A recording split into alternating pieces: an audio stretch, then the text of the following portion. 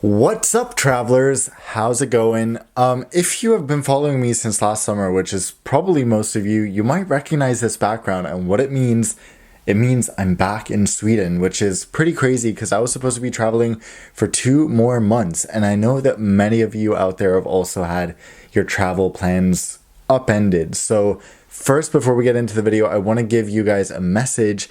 If there is anyone out there who's still stranded, because I keep getting DMs all the time from you guys saying that an airline canceled your flight and you're stuck in X country and you can't afford to get a new flight, or however it is, I want to help you. If there's 2 or 3 of you, I think that's the number that I can realistically help, who need some sort of financial support getting to your home so that you can be with your family in this time and start social distancing like I am doing and like we all should be doing, please send me an email. My email address is in the description, and the subject has to be rescue flights. So send me an email with the subject rescue flights, and I'll coordinate with some of you. Hopefully we can make it happen. And of course, this is only for people who are stranded and really are looking for options on how to get home, and I'll try to do it tomorrow. Now on to the video. Obviously it doesn't feel totally great to upload a critical review in times like these. I know it's not a good look. Airlines are really suffering, and it's horrible to watch. I flew home, I guess 6 days ago now. I'm on my 5th day of being home and pretty much quarantining, social distancing, all that stuff.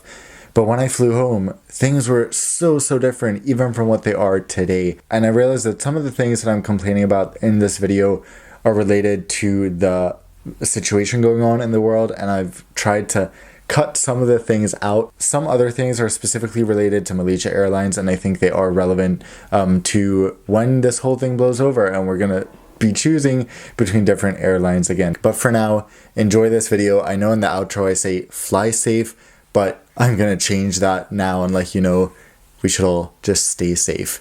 Let's all stay grounded for a while, no flying, but I'm still gonna keep uploading videos so that we can all enjoy our shared love for aviation and travel, because even though we can't do it right now, it sure doesn't die down. So there'll be plenty of entertainment or somehow useful information going around. What's up, travelers? Good morning from Kuala Lumpur. Today I'm flying Air Asia economy. No, I'm flying business class actually. Everything has just been completely chaotic. So let me start by saying this is my 2nd time flying Malaysia Airlines. Last time I had a surprisingly good experience. I was lucky to be the only passenger in first class on their E380. I just had a little photo shoot with myself and ended up taking this photo.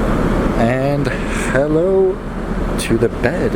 And being alone on a flight when you're a vlogger is just the best, because you don't have to feel any social anxiety or be ashamed of talking to a camera in front of other people. But so far, my Malaysia Airlines business class experience is just an epic fail. You guys know I always pay for my own flights. All my reviews are self-funded. This flight was really freaking cheap. So I think I paid about $170 for this ticket. And here's the thing. I booked this flight about 2 or 3 days ago. Now, that's not a lot. And at the time, this flight was scheduled to be an A330 with lie flat seats, super comfortable. And even when I checked this morning, it was still an A330, like literally 1 hour ago I checked. So we get to check in. So I ask her, what is the aircraft type? And she says 737. We go through immigration and security. Then I ask, on the boarding pass it said, please proceed to our lounge. So I ask, excuse me, where's the Malaysia Airlines lounge? There is no lounge in this terminal. What? You have to take the train to the satellite to go to the lounge. So can someone please explain to me the logic of closing your lounge in the main terminal and keeping it open in the satellite terminal? Like, I understand closing lounges in times of less demand like there is right now, but why would you make it so that half your passengers, literally all passengers flying a 737 from Asia, cannot even use the lounge without going to the satellite terminal, which is like at least a 10-minute journey each way? I'm just like, what is the logic of these things? Keep this lounge open and close the one in the satellite terminal so everyone can use it instead. Here's our aircraft, the 737-300.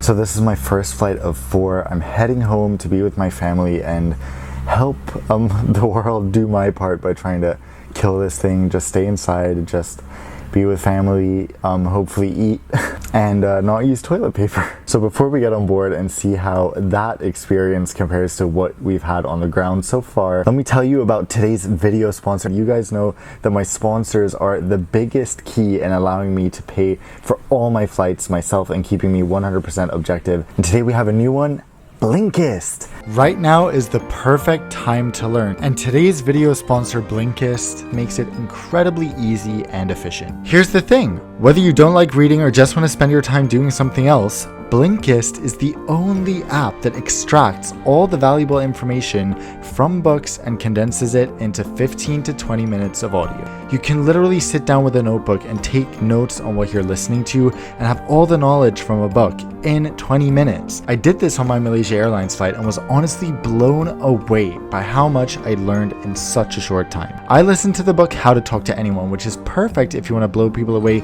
with your improved socializing skills, or maybe you just want to learn how to think like a Roman emperor to get through these tough times. Either way, if you're one of the first 100 people to go to blinkist.com/nonstopdan, you'll get the first 7 days free and you can cancel anytime. You also get 25% off the full membership, but only for the first 100 people, so hurry up and click that link. Okay, we're boarding. May this experience turn around.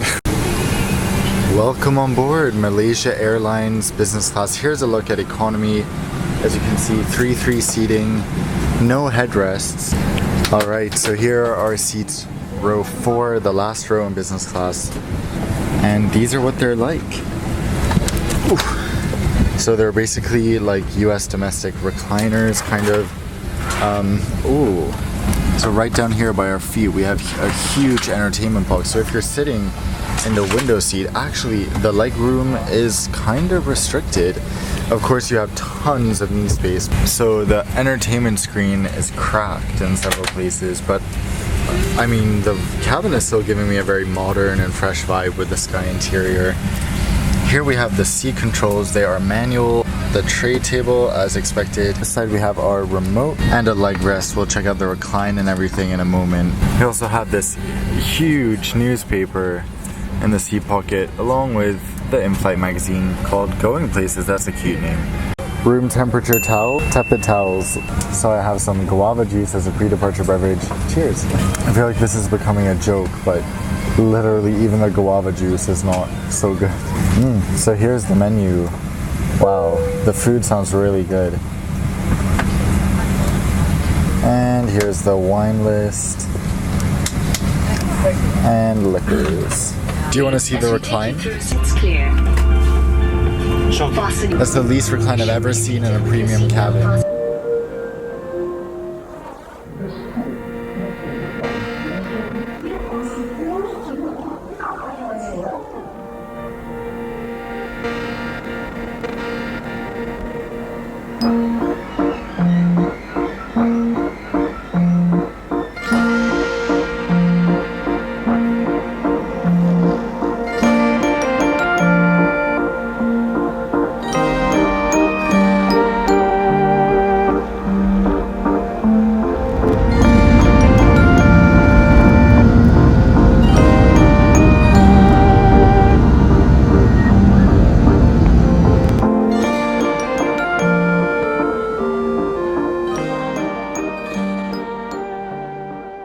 Just took off. Apparently the other rows have decent recline. Got our noise cancelling headphones. At least these look pretty nice. We'll give them a try as we check out the entertainment system.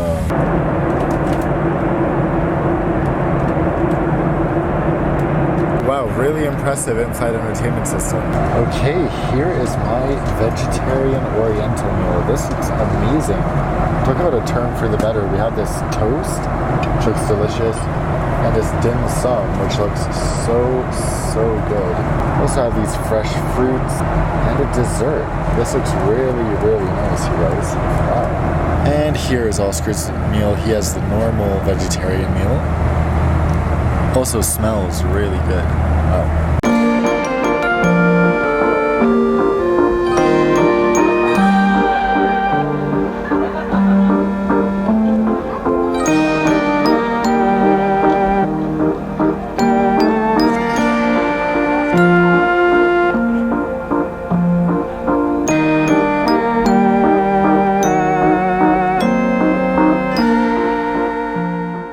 have about an hour left of this 3-hour flight. I'm gonna hold the microphone like this just because I don't know how much you can actually hear of what I'm saying on the 737 because it's quite a loud plane. So we've been given some mid-flight snacks. We have some salted peanut and goji berry mix.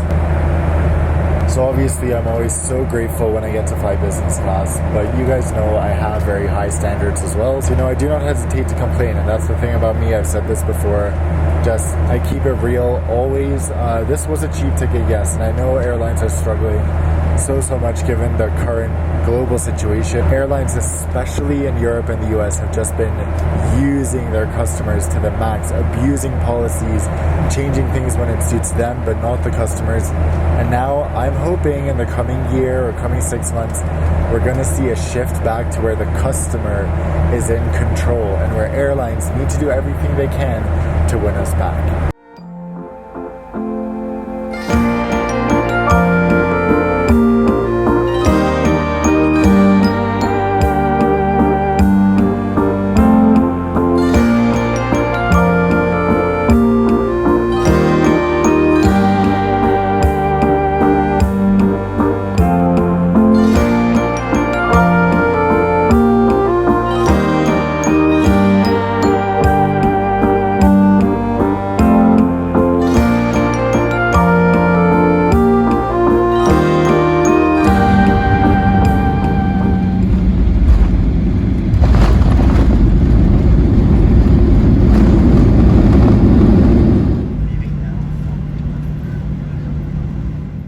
Okay guys, so we made it to Bali. We're about to head up to Thailand. What an illogical route, but yeah, it was just too complicated to do it a different way. So how's my experience with Malaysia Airlines? It was just really weird. I'll be curious to see after my 3 next flights if flying in general is just weird during these turbulent times, or if this is a genuine Malaysia Airlines thing, because I don't think it's fair to judge an airline based on their first class experience like I did last time. And if this is their business class experience, I don't know, not super impressed. But anyway, thank you guys as always for watching. Don't forget to give this video a thumbs up and let me know in the comments down below if you have flown Malaysia Airlines and how your experience was.